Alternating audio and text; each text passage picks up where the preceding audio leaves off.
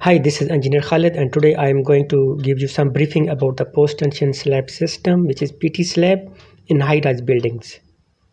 This is a post-tension slab. It is a time-saving and cost-saving. It saves too much concrete and it saves too much steel, and it eliminates so many beams.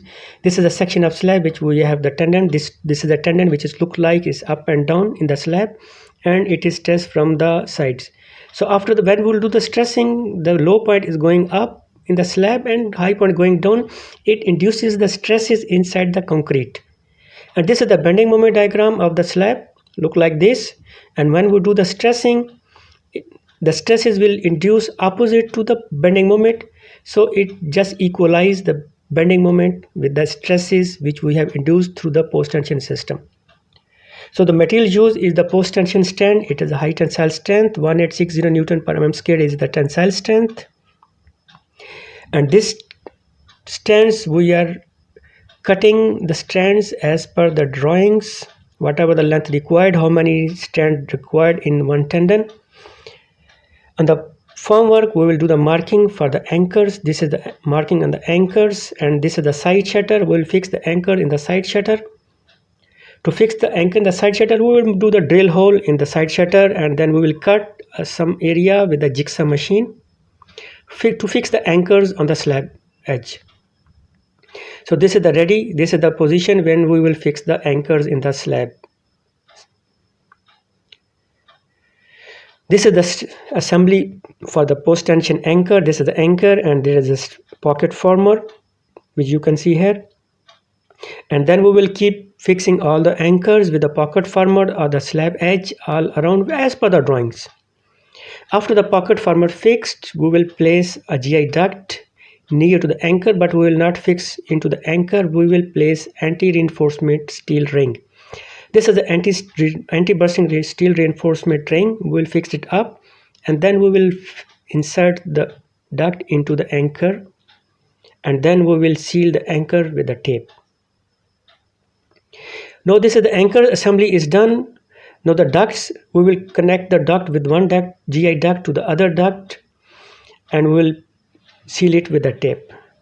After this assembly is done, we will insert the post-tension stand which we have cut it before as per the lengths. We'll insert from one side until it go to the other side. After this strand pushing is finished, we will start the profiling. We have the low profile, we have the middle profile, we have the high profiles. It's like low point and the high points in the slab. This is the intermediate point. We are fixing with the chair, and then chair are fixed with the stapler gun on the slab. This is the other side of the anchor. This is called the dead end. It look like a flowers, onions.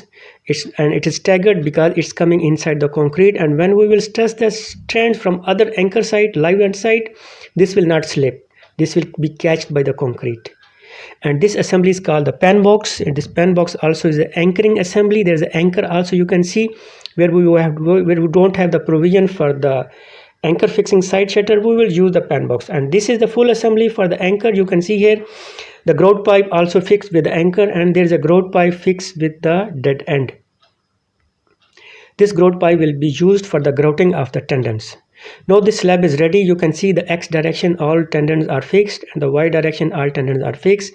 The top steel is fixed, extra steel is fixed, and now we are ready to start concrete casting for the post-tension slab.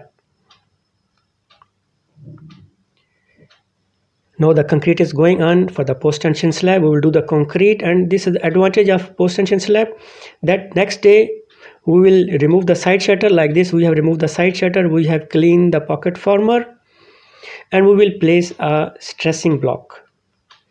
You can see here this is a stressing block. It has 3 holes because there are 2 stands in this tendon. Sometimes there is a 3 stand, sometimes there is a 5 stand. So this is a stressing block same with a 5 stand, and this stand is fixed with the stressing block with wedges. The property of wedges is when we will stress the stand will not go again inside the slab. It will be stressed fully. Now we are doing the stressing. The stressing in 2 stages. First is the initial stressing, which we are doing normally after 24 hours, and this is the final stressing which we are doing normally after 3 days. And when the final stressing is done, this is the advantage of post-tension slab, that you can remove the shutter.